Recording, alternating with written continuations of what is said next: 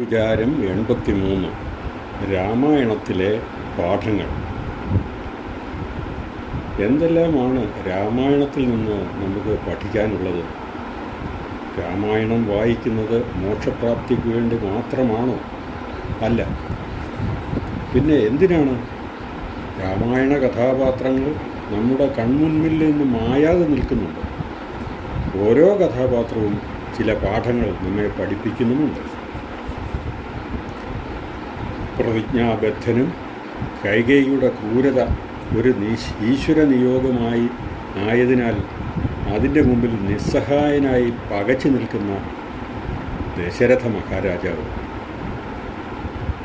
തന്നേക്കാൾ അധികം താൻ സ്നേഹിക്കുന്ന തൻ്റെ ഓമനപുത്രനെ വേർപിരിയേണ്ടി വരുമ്പോൾ അദ്ദേഹത്തിനുണ്ടാകുന്ന അവാച്യവും അസഹനീയവുമായ വ്യഥ.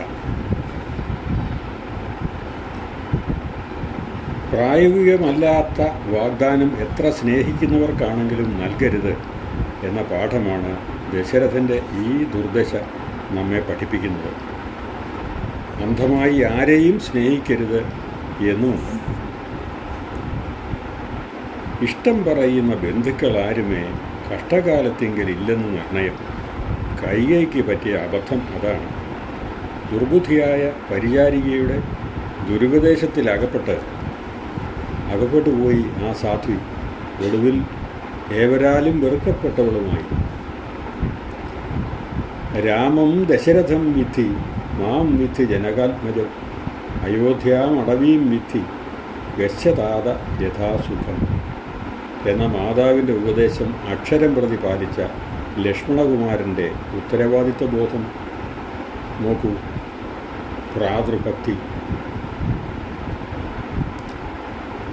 പാണിഗ്രഹണ മന്ത്രാർത്ഥവും ഓർക്കണം. പ്രാണാവസാനകാലത്തും പിരിയുമോ എന്ന പ്രാണസഖിയുടെ ചോദ്യത്തിനു മുമ്പിൽ ഉത്തരം മുട്ടിയ ശ്രീരാമൻ.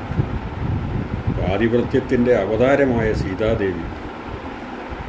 ഭ്രാതാവിനോടുള്ള ആത്മാർത്ഥമായ ആദരങ്ങളാൽ രാമപാതകം വെച്ച് പൂജിച്ച് രാജ്യം ജ്യേഷ്ഠനു വേണ്ടി ഭരിച്ച ഭരതരാജകുമാരൻ.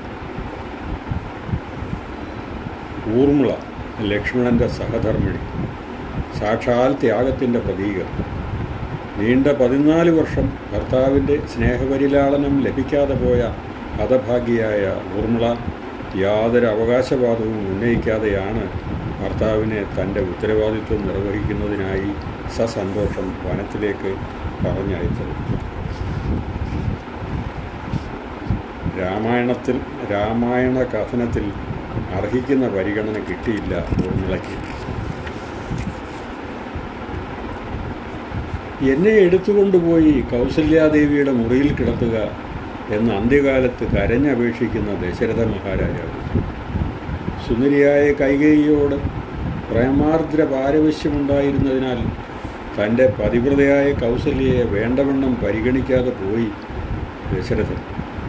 എന്നാൽ എന്നും സ്വഭർത്താവിൻ്റെ ഇഷ്ടാനിഷ്ടങ്ങൾ കണ്ടറിഞ്ഞ് ജീവന് തുല്യം നിസ്വാർത്ഥമായി സ്നേഹിച്ചത് കൗസല്യാദേവിയായിരുന്നു. അതാണ് യഥാർത്ഥ പാതിവ്രത്യം. ബാലിയോ സുഗ്രീവനോ യഥാർത്ഥ ശ്രീരാമഭക്തൻ? ബാലി തന്നെ എന്ന് വേണമെങ്കിൽ പറയാം. എന്നിട്ടും ശ്രീരാമൻ എന്തിന് ബാലിയെ ഒളിഞ്ഞിരുന്ന് അമ്പെയ്ത് വധിച്ചു?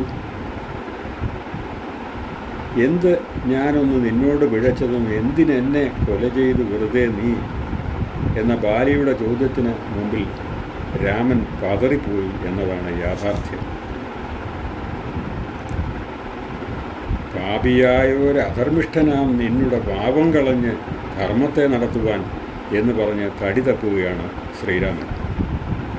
എങ്ങനെയാണ് ബാലി പാപിയായത്? സ്വസഹോദര ഭാര്യയെ മോഹിച്ചത് മാത്രമല്ല, സ്വന്തമാക്കുകയും ചെയ്തു. അങ്ങനെയാണ് ബാലി പാപിയായത്. ഒടുവിൽ ഒരു ഉപദേശവും നൽകി രാമൻ ബാലിക്ക്. കൽമഷമെല്ലാം അതേ അല്ല ധർമാർത്ഥ കാമമോക്ഷങ്ങൾ സാധിച്ചു. പിന്നെന്തു വേണം? ഒടുവിൽ ബാലി സംതൃപ്തനായി സ്വന്തം ജീവൻ ത്യജിച്ച് മോക്ഷപ്രാപ്തി നേടുകയും ചെയ്തു. മൈഥിലി ദേവിയെ കൊണ്ട് കൊടുത്ത് പാദാംബുജത്തിൽ നമസ്കരിച്ചിടുക എന്ന് വിഭീഷണൻ രാവണനോട് ഉപദേശിച്ചതാണ്. കാരണം ശ്രീരാമനായത് മാനുഷനല്ല, കേളാരെന്നറിവാനുമാവതല്ലൊരുവനും എന്നും പറഞ്ഞതാണ്. എന്നിട്ടും രാവണൻ വഴങ്ങാതിരുന്നത് അന്യൻ്റെ മുതലിനോടുള്ള അത്യാഗ്രഹവും വരുംവരാഴികൾ തിരിച്ചറിയാതെ പോയതുമാണോ? അതുമാത്രമല്ല, വരാനുള്ളത് വഴിയിൽ തങ്ങില്ല എന്നറിയാവുന്നത് കൊണ്ടുമാണ്. ശ്രീരാമാവതാര ലക്ഷ്യം തൻ്റെ നിഗ്രഹമാണെന്ന് രാവണന് നന്നായി അറിയാമായിരുന്നു. വിഭീഷണൻ്റേത് സാത്വിക ഭക്തിയാണെങ്കിൽ രാവണൻ്റേത് താമസിക ഭക്തിയാണ്. രണ്ടും ശ്രീരാമഭക്തി തന്നെ. മാനുഷനല്ല രാമൻ, പുരുഷോത്തമൻ, നാനാജഗന്മയൻ, നാരായണൻ പരൻ എന്ന് രാവണനെ ഉപദേശിച്ച കുംഭകർണനും ശ്രീരാമഭക്തനല്ലേ? രാമായണത്തിലുള്ള എണ്ണമറ്റ പാഠങ്ങളിൽ ചിലത് മാത്രമാണ് ഇവിടെ പറഞ്ഞത്.